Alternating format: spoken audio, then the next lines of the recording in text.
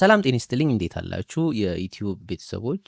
ዛሬ በዚህ ቪዲዮ ላይ እንዴት አድርገን የዲቪ ሎተሪ ፕሮግራም ላይ ፎቶግራፋችንን ማዘጋጀት እንዳለብን አጭር የሆነች ቪዲዮ እሰራላችኋለሁ። ምክንያቱም ብዙ ጊዜ ፌል ሊያደርግ የሚችለው ከፎቶ ጋር በተገናኘ ሁኔታ ነውና እንዴት አድርገን ማዘጋጀት እንደምንችል አጭር የሆነች ቆይታ እናሳልፋለን። ስለዚህ ሶፍትዌር ነው የምንጠቀመው፣ ኮምፒውተር ላይ ነው እየተጠቀምኩ ያለሁት። እንግዲህ ይሄ ፓስፖርት ፎቶ ሜከር ይባላል። ልታገኙ ትችላላችሁ። ዳውንሎድ አድርጋችሁ መጠቀም የምትችሉበት ቀላል ነው። ስለዚህ እንደምትመለከቱት በቀኝ በኩል ፎቶግራፋችንን ከፋይላችን የምናመጣበት ቦታ አለ። በስተግራ በኩል ደግሞ እንዴት አድርገን ሼፕ እንደምናደርግ ሳይዙን ፎቶአችን ምን እንደሚመስል የምናስተካክልበት ቦታ ነው። አስቀድመን እንግዲህ ፎቶግራፋችንን ድራግ አድርገን እንወስደዋለን። እንደምትመለከቱት ይህን ፎቶግራፍ ካመጣ ነው በኋላ ራሱ አጀስት ያደርግልናል። እዚህ ጋር እንደምትመለከቷቸው የከፋፈላቸው መስመሮች ላይ ትክክለኛውን ቦታ ላይ ማስቀመጥ ስላለብን ቼክ እናድርገው እስኪ። ከዛ ኔክስት እንለዋለን። እንደምትመለከቱት እዚህ ጋር በስተግራይ በኩል ማውዟን ተከታተሏት። እዚህ ጋር ባለው መሰረት ሳይዙን እናስተካክለዋለን። ጎተት አድርገን ጭንቅላቱ ላይ አይኑ ሴንተር ላይ ነው ያለው፣ አገጩ ላይ። ከዛ በኋላ ይሄንን በደንብ ያስተካክልልናል ማለት ነው። አሁን ይህ ፎቶግራፍ ችግር አለበት። ምን አይነት ነው ችግሩ? ሁል ጊዜ ባክግራውንዱ ነጭ ነው የሚፈለገው። እዚህ ጋር ደግሞ ፌድ ያደረገ ጥቁር አለ። ይሄ ተቀባይነት የለውም፣ ምክንያቱም ባክግራውንዱ ሙሉ ነጭ መሆን አለበት። ስለዚህ አሁን ይህን ፎቶግራፍ ብንጠቀምበት ፌል ያደርጋል።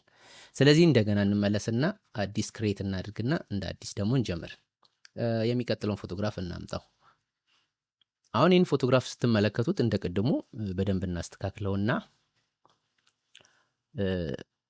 አሁን ይህ በደንብ ቆንጆ ነው፣ ፎቶግራፉም አሪፍ ነው። ነገር ግን ባክግራውንዱ ወደ ግሬ አካባቢ ወስዶታል። ይሄም ተቀባይነት የለውም። በቃ ከታዘዝነው ውጪ ነው። ኔክስት እንበለውና ምናልባት ባክግራውንዱን ከለሩ መቀየር የምንችልበት ቦታ አለን። እንደምታዩት እዚህ ጋር ነጭ አድርገነዋል። ነገር ግን እዚህ ስርና እዚህ ስር የተወሰነ ማስተካከያ የሚያስፈልገው ቦታ አለ።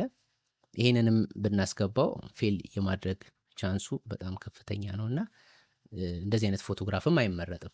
ስለዚህ ይሄንን ከማድረጋችን በፊት ማወቅ ያለብን ፎቶግራፍ ልንነሳ ስንሄድ ፎቶ ስቱዲዮ ውስጥ በሚገባ በነጭ ባክግራውንድ ላይ ፎቶአችንን መነሳት ይጠበቅብናል። በስልክም ይሁን በካሜራ ቤታችንም ስንነሳ ባክግራውንዳችን በደንብ ነጭ መሆን አለበት። ይሄ ፎቶግራፍን እንመልከተው። ይህንን ፎቶግራፍ ባክግራውንዱ ነጭ ነው፣ በደንብ ፊት ያደረገ ነው። እናስተካክለውና ትንሽ እንየው። በደንብ እያየ ነው። እዚህ ትንሽ ጺም አለው፣ አገጩ ላይ ነው ግን ጺም ስላለው ትንሽ የወረድ እናርገውና ይህንን እንየው። አሁን ይህ ፎቶግራፍ በደንብ ያሟላ ነው። ይህንን መጠቀም እንችላለን። ስለዚህ ሁል ጊዜ ፎቶግራፋችንን ኤዲት ከማድረጋችን በፊት አስቀድመን ስንነሳ በደንብ መነሳት አለብን። ስለዚህ ይህንን ፎቶግራፍ በደንብ አስተካክለን ከጨረስን በኋላ እዚህ ጋር የተጠየቅንበት የፒክስል ሳይዝ አለ። 600 በ600 ነው እናደርገዋለን። ይሄኛውን ሳይዙን 140 እናደርገዋለን። ከዛ በኋላ እዚች ጋር ኪሎ ባይቷን 86 ኪሎ ባይት እዛ ላይም ልንጠይቅ ስለምንችል ምን ያህል ኪሎ ባይት ወይም ሜጋባይት እንደሚሰጠን ስለማናውቅ፣ ነገር ግን ሳይዟን አነስ ያለ ሳይዝ አድርገን ይሄን ኮምፒውተራችን ላይ እናስቀምጠዋለን ማለት ነው።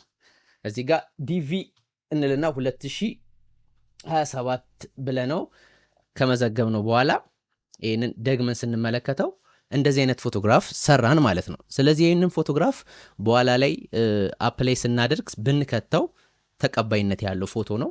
ስለዚህ እንደዚህ አይነት ፎቶዎች መስራት ትችላላችሁ። ይህንን ሶፍትዌር በመጠቀም በቀላሉ ራሳችሁ ቤታችሁ ተቀምጣችሁ መስራት የምትችሉበት እድል ነው። ሌሎችም እንደዚህ ስራ ላይ ያላችሁ ይህንን ብትጠቀሙት የበለጠ እንግዲህ አዶቤ ፎቶሾፕ የሚጠቀሙ ሰዎች አሉ፣ እዛ ላይ መስራት ትችላላችሁ። ግን በደንብ ይሄ ለዛ ፐርፐዝ የተዘጋጀ ሶፍትዌር ስለሆነ መጠቀም ትችላላችሁ። ተስፋ አደርጋለሁ እድለኞች እንደምትሆኑ። በሌላ ቪዲዮ እስከምንገናኝ ሰላም ቆዩ። እስካሁን የተከታተላችሁን ከሆነ ሰብስክራይብ ማድረግ አትርሱ።